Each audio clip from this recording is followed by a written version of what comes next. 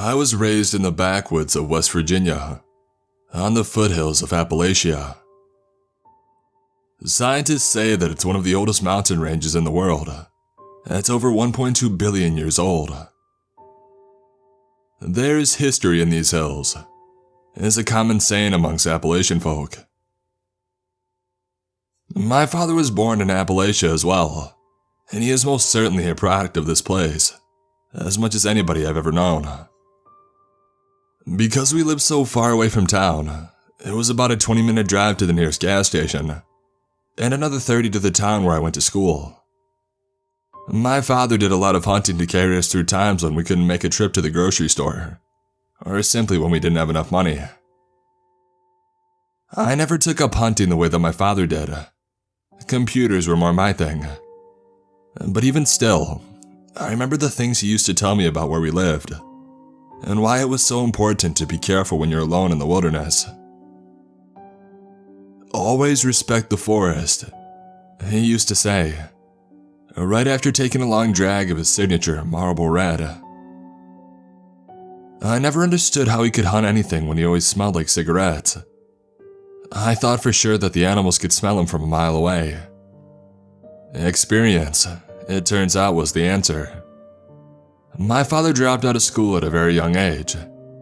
He doesn't like to talk about it very much. I think because now he regrets never finishing school, so I never pressed the subject. After he dropped out, he moved to his grandmother's nearby farm where he spent most of his childhood. Hunting comes naturally to somebody raised like that, I suppose. Sometimes this means respecting the fact that you won't always be welcome.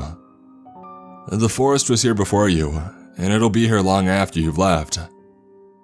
You are a guest. Act accordingly. After the first time he had told me this, I started realizing that he always put his cigarette butts into his coat pocket, and never onto the ground. At first I thought it was because of a fire hazard, which it is obviously, but I never considered that he did this to be respectful to the forest. There are dangerous things in these woods, but never make the mistake of assuming that the most dangerous thing in the woods is yourself, especially when you're armed. It is all too easy to let your guard down when you think you're the apex predator. Bears, wolves, and mountain lions. Those are the images that flashed through my mind when he told me this. Which made sense. We lived so far out into the woods that bear and wolf sightings were not uncommon. I don't think that there were any mountain lions around here, but a young me didn't know any better. And never answer a call for help. Especially if it sounds like somebody that you know, or if the call uses your actual name. It's a trap. Turn around and leave quickly. That last one always gave me chills. He never said more than that. Interestingly, despite everything my father had told me, I never once felt unsafe when I was home alone, or even when it was just my younger brother and I. And when you live that far out into the boonies, most of the time you have to make up your own fun. There is neither cell reception nor internet, so my brother and I would often be outside, in the woods or in the creek.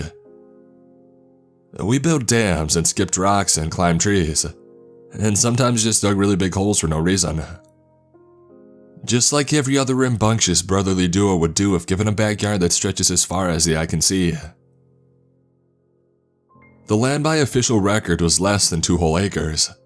It wasn't much, but it had been a wedding gift from my grandparents, and it was where my father began construction of our house. My mother often told me stories about how she had spent many nights sleeping on an air mattress on the concrete foundation of her home. The wind whistling through the unfinished frame of the house kept her awake at night. My father was a carpenter by trade, and he built our house almost entirely by himself, with just the help of a few personal friends when he needed it. My father was the type of person who thought it was foolish to pay somebody for a service when you were capable of doing it yourself. The manifestation of that belief was a picturesque A-frame house, where I would live for the first 16 years of my life. But not once did I ever feel like a guest there. That place was my home.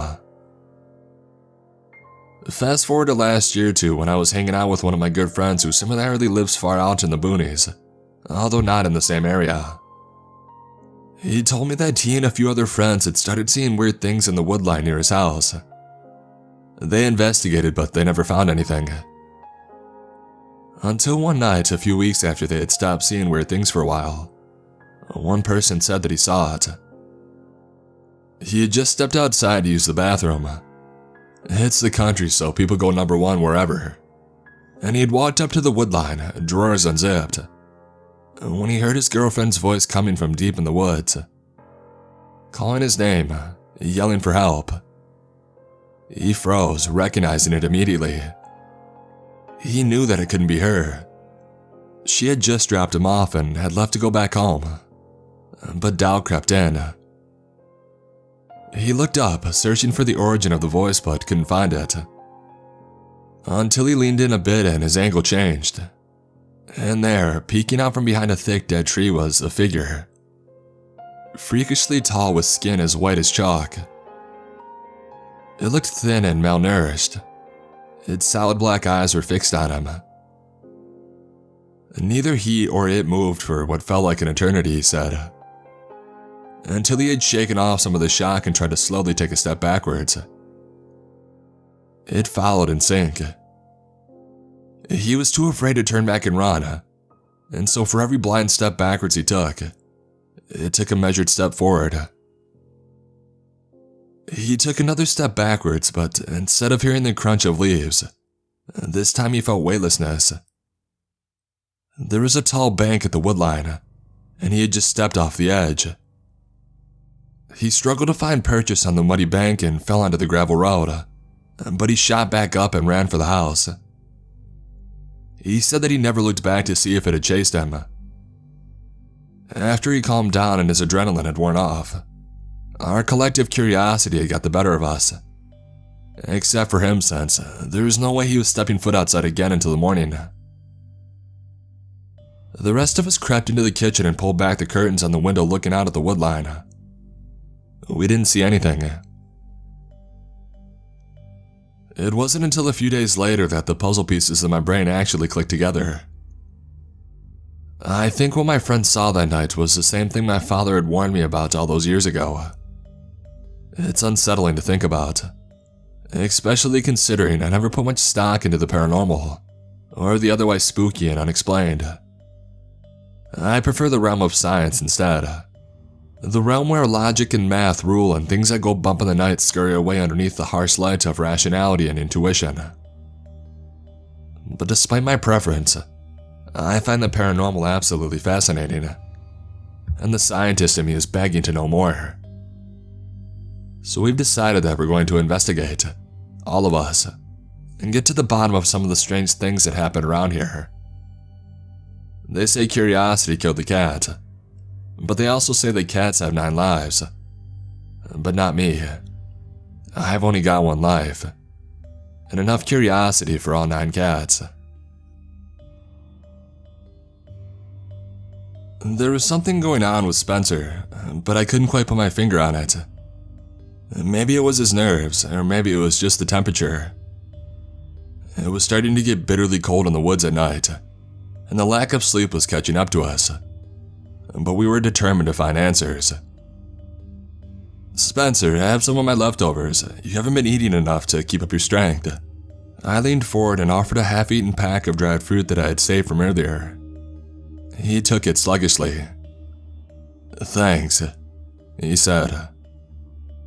He chewed quietly, staring into the smoldering campfire. We had been reluctant to let him come along. He had always been sort of a sickly kid, but we needed him. He was the only one who had actually seen it in person. And the guy was brave. Probably braver than all of us. Lynn and I made eye contact over the fire. He didn't speak, but he didn't have to for me to know what he was thinking. He knew that we were lost. I hadn't told the others yet. I knew causing a panic would do no one any good. This would be our 4th night in the woods, and it had been getting harder and harder to keep aflame. And there's nothing that can sap your strength faster than long, sleepless nights tending a fire. We took rotating shifts to keep watch, but none of us were able to get any restful sleep. Truth be told, I was beginning to cave too. That wasn't the only problem either. I was certain that we were being followed. I couldn't tell by what, but there was no mistaking the bipedal gait that had caused the crunch of dead leaves around our camp at night. It was never close, always just barely within earshot. None of the others seemed to notice, or maybe they did and were just too afraid to say anything. Sometimes speaking about something out loud was enough to make it real. "I'm going to hit the sack. Wake me up when it's my shift," Lynn said. He stood up, stretched and resigned to his tent. Spencer and Kurt followed suit. I spent the next 4 hours keeping the fire alive, and pretending that I didn't hear the footfalls in the distance. The next morning was unusually bright. The sun had come up almost an hour sooner than it was supposed to, and I was awakened by the sound of Lynn kicking dirt into the fire. After having a decent breakfast of some dry cereal, we packed up camp and we set off again. We were supposed to be heading to an old hunting cabin that belonged to my family. My father had taken me there dozens of times as a kid, and even though I hadn't been there since his passing almost 9 years ago, I still knew the way. Or at least I thought I did. I still wasn't sure how we had gotten lost. I even had the location marked on my map, but the terrain all around us was wrong. In fact, it was almost impossible to get lost trying to find the cabin. The New River is ancient. It's one of the oldest rivers in the world, older even than the Nile River. To some, it's called Woods River, named after a famous colonel in the late 17th century who was credited with its first recorded exploration. In the mid-18th century, it was used by Mary Draper Ingalls during her 500-mile trek back home after her family's capture, and by the Shawnee Indians in 1755. Throughout history, it has been used as a guide for Appalachian travelers who have lost their way. From our origin point, following the New River downstream for about 2 days' time would land us right at the base of the cabin. Everybody knew that we should have been there days ago, but I explained that we had to make detours because of unexpected terrain. It was a thin excuse, but combined with the occasional nod and marking fake points while referencing our map, it was enough to keep the thought of being lost at bay. Sometimes a little theatrics are all you need to maintain morale. My father taught me that one. Time passes by quickly while you're in the woods. That can be dangerous because it's all too easy to underestimate how much daylight is left, only to find yourself miles from where you're supposed to be. For those inexperienced with the wilderness, this is the quickest way to find yourself in trouble. "I think we should go back." I turned around and tried to see Lynn walk up beside me. I looked back and Kurt and Spencer were a few dozen paces behind, out of earshot. I'm starting to think so too. If we don't find the cabin by sundown, we'll set up camp and head back in the morning. Luckily, we hadn't left home unprepared and still had about a week's worth of rations left. I wasn't even sure I knew the way back at this point, but my father had taught me that when in danger, keeping a cool head is one of the most important things you can do. Panic will eat you alive from the inside out, and it spreads like tuberculosis. A few hours later, we found our way to a clearing on a small hill near a bend in the river. We set up camp and with the remaining daylight left, fetched some firewood. Kurt had brought along a collapsible fishing rod and returned with a handful of river trout. I showed him how to fillet the fish like my father had taught me. Everybody seemed to be in a considerably better mood after having a freshly caught trout in their belly. Everybody except for Spencer. "It just tastes funny," he said after Kurt asked if something was wrong. "It doesn't taste like fish." We gave him a confused look. "Well, what does it taste like?" I thought it tasted amazing. It was the first meal with substance any of us had had in days. "Ash," he said. "It tasted like ash." "Oh, sorry, I must have burned yours. Do you want something else?" I still have a little trail mix left from this morning, Kurt said. He started to reach into his bag to pull it out. It's not burnt. The meat just tastes like ash, like it's been rotten for a really long time. We all exchanged strange looks. I was starting to get worried about him. If he was getting sick, we were a long way from help. It's alright. I think I'm just going to go to bed a little early. Maybe I just need some rest. He threw the rest of the fish into the fire and he stepped off into his tent. The oily fish meat bubbled and spat as it was licked by the flames. The smell of freshly cooked trout wafted through the air. The rest of us stayed up for another hour, enjoying the first warm night that we had had in days. I was awoken a few hours later by the sound of my tent zipper hastily being drawn open. Lynn stabbed his head through. His face was pale. We have a problem. Spencer is gone. I shot up. What? He's not in his tent. I just went to wake him up for his shift and he wasn't there. I searched the camp too. He's not here. If we hadn't been in trouble before, we definitely were now. Go wake up Kurt. We need to find him. On it. He darted away for Kurt's tent. I threw on my boots and I bolted outside. It was late and the moonlight was surprisingly bright. Hopefully that would work to our advantage. Once Kurt had gotten up, we gathered in the center of the camp. You two stick together and do a sweep of the perimeter. Look for footprints or any sign of which way he might have gone. Don't go far and don't split up. They nodded in agreement. And don't answer any calls for help. Not even from me. Not unless you have visual contact. I could see the blood drain from their faces. They knew that we weren't alone. I'm going to the river. I won't go far, I said. I'll be back here by the time the moon is touching the mountaintop. That's in 30 minutes from now. If you find him, don't go after him. Stay here. And with that, I bolted downhill towards the river. Adrenaline is one hell of a drug. They say that people are capable of incredible feats of strength while under its influence, but what they forget to mention is that it enhances your senses too. Millions of years of evolution have fine-tuned it to be the ultimate defense mechanism, activating only in times of great danger. To this day, I still believe the only reason I heard the call was because of the adrenaline pumping through my body.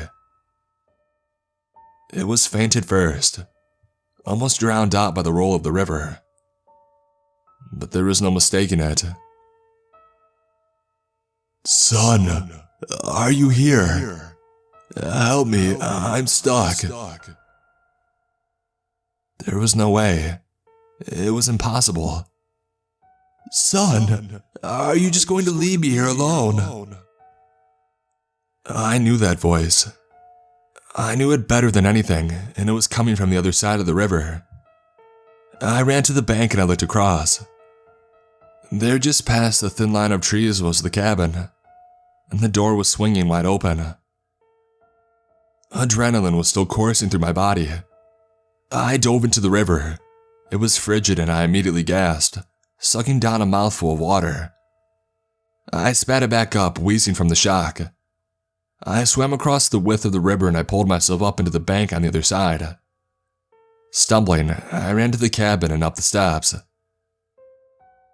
The inside of the cabin was dark and empty. It wasn't like I remembered it. There was no fire burning in the hearth, no kettle of warm soup on the stove, no sound of my father chopping firewood just outside the door. There was nothing here. It was quiet, and the creak of the old dusty floorboards were the only noise that penetrated the silence as I stepped forward. I was just about to turn around and leave when I smelled it. An unmistakable smell. A smell that I knew well. I turned in there, on the edge of the windowsill, was a half-smoked cigarette. A thin trail of smoke wafting up from it. I stepped closer, and before I even picked it up, I knew.